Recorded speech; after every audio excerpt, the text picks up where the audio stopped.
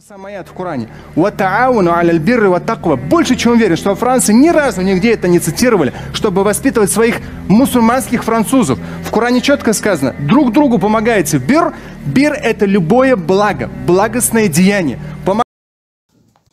በበጎ ነገርና አላህን በመፍራት ተረዳዱ ግን በኃጢአትና ወሰንን በማለፍ አትረዳዱ አላህንም ፍሩ አላህ ቅጣተ ብርቱ ነውና ይላል። ፈረንሳይ ውስጥ ይህ የቁርአን አንቀጽ ለፈረንሳይ ሙስሊሞች ለማሳወቅም ይሁን ለማስተማር ተብሎ አንድም ጊዜ ተጠቅሶ አያውቅም። ቁርአን በግልጽ በበጎ ነገር ተረዳዱ ይላል። С лишних веков ислама. Такого понятия, как терроризм, оно начало появляться только после Афганистана, между Америкой и Советским Союзом, когда все это происходило. В исламе такого не было. ይህ መምጣት የጀመረው ከአፍጋኒስታን ጦርነት በኋላ ነው። በአሜሪካና በሶቪየት ህብረት መሃል በእስላም ውስጥ እንዲህ የሚባል ነገር የለም።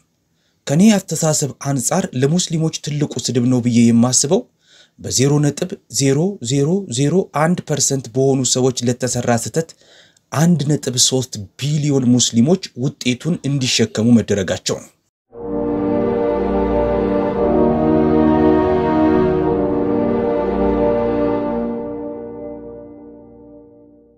በማህበራዊ ሚዲያ ላይ በሰፊው ሲሰራጭ የነበረ አንድ ምስል ነበር። ይህ ምስልም የሚያሳየው በቀጥታ ስርጭት በሚተላለፍ የቴሌቪዥን ፕሮግራም ላይ ቀርቦ አንድ ራሺያዊ ለኢስላም ሲከላከል ያሳያል። በእጅጉ ስመገናና በሆነ አቅራቢ በሚዘጋጀው በዚህ ፕሮግራም ላይ የቀረበው ይህ ሰው የእስልምናን አስተምሮ ለመፈታተን በሚሞክሩ ሰዎች መሃል እጅግ በተረጋጋና በሰከነ ጸባይ የሰጠው ምላሽ ታዳሚውን አስደምሟል። በሰጠው የመከላከያ ምላሽም ላይ ትክክለኛውን የእስላማዊ አስተምህሮ ከመሰረቱ ለማሳየት ሲልም በክርክሩ ወቅት በርካታ የቁርአን አንቀጾችንም ሲጠቅስ ታይቷል። Если говорить, например, опять же той же самой цитаты из Корана: «Ва ма арсальнака илля рахматан лил аламин». Мы, говорит Господь миров, тебя, обращаясь к пророку Мухаммаду, не спаслали для миров в качестве божественной милости. ይህን የቁርአን አንቀጽ እንደ ምሳሌ ብትወስዱት አላህ ለነብዩ ሙሐመድ ሰለላሁ ዐለይሂ ወሰለም ለዓለማት እዝነት አድርገን እንጂ አላክነህም ይላል። То есть на сегодняшний день всего лишь 1/1000, может быть 10-тысячная из числа мусульман оказалась в системе так называемого международного терроризма.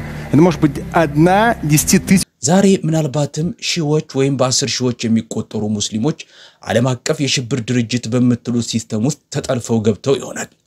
ነገር ግን ይህ ቁጥር ካለው አጠቃላይ ሙስሊሞች ቁጥር አንፃር ሲታይ 0.0001% ቢሆን ነው።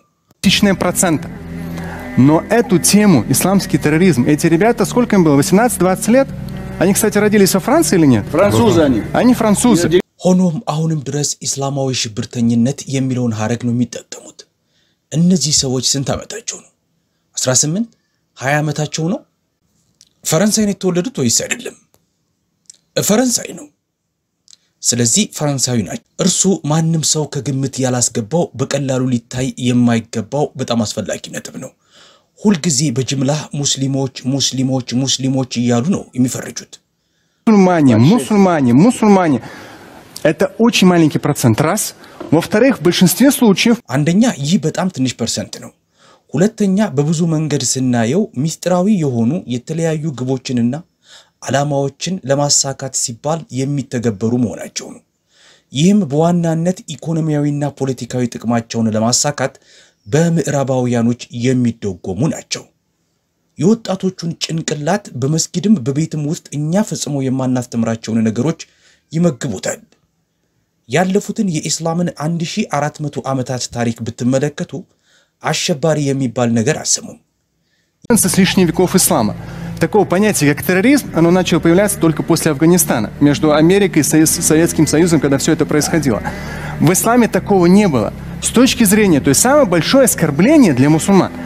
ይህ መምጣት የጀመረው ከአፍጋኒስታን ጦርነት በኋላ ነው። በአሜሪካና በሶቪየት ህብረት መሃል በእስላም ውስጥ እንዲህ የሚባል ነገር የለም።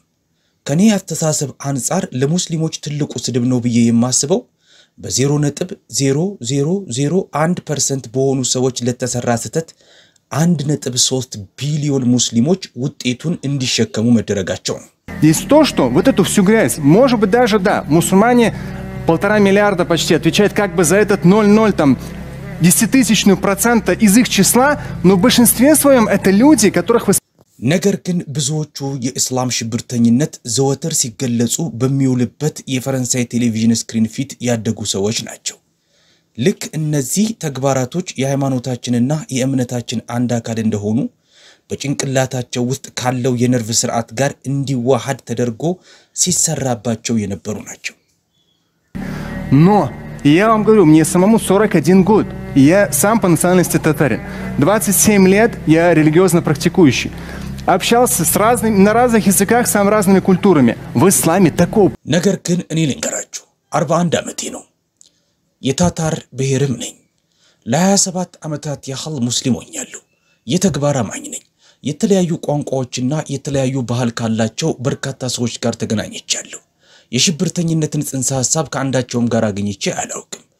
ቁርአንም በግልጽ እንዲህ ይላል። Понятие как терроризм в Коране четко и ясно сказано, что кто убьет, ман катталя нафсан бигайри нафс, кто убьет одного человека, неважно какой он национальности, просто вот убьет его, то подобно по греху пред Богом, подобно как убил целое человечество.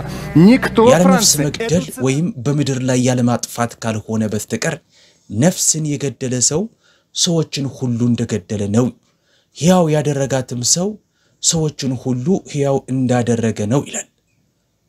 የሰውየው ብሔር፣ ዘር፣ ቀለም የትም ይሁን አንድን ሰው የመግደል ኃጢያት በፈጣሪ ፊት ሙሉ የሰው ልጅን ከመግደል ጋር ይመሳሰላል።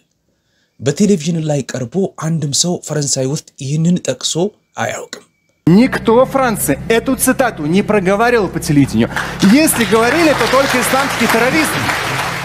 ሁሌ የሚያወሩት ስለ እስላማዊ ሽብርተኝነት ብቻ ነው። እስላማዊ ሽብርተኝነት እንዴት እንደተዋቀረ ግብዝነታቸውን ይህ ንግግር በደንብ አድርጎ ይገልጸዋል።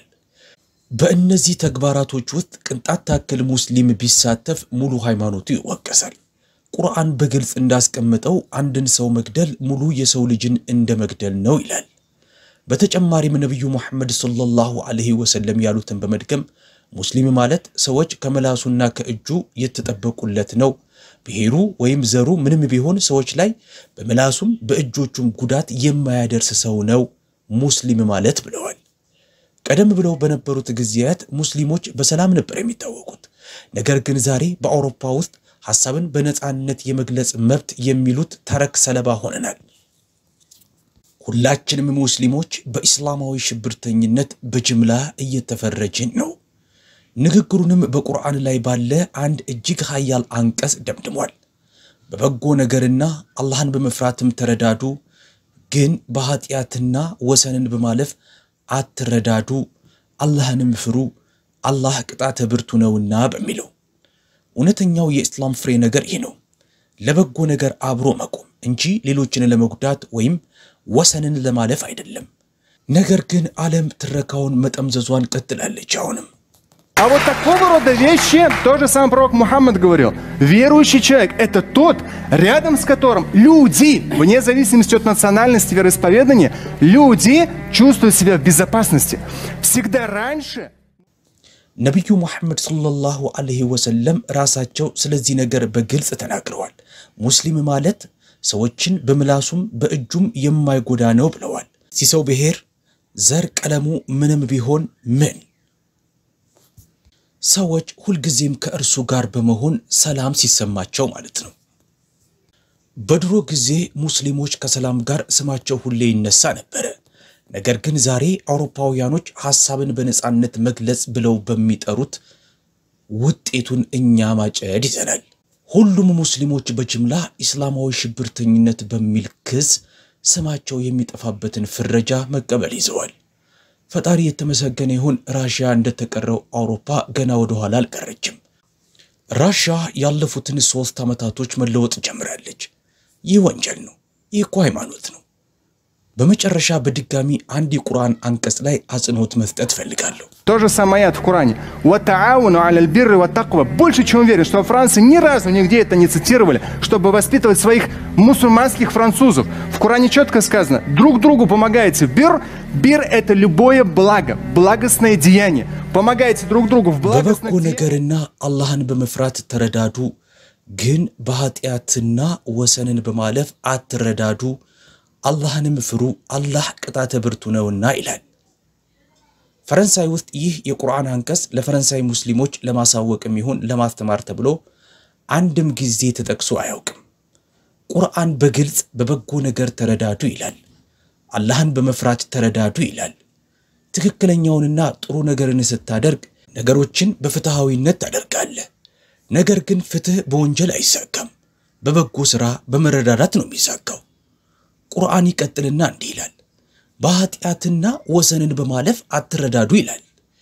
በእርግጥም ይህንን በአውሮፓ ሚዲያ ላይ በፍጹም ሰምታችሁት አታውቁም።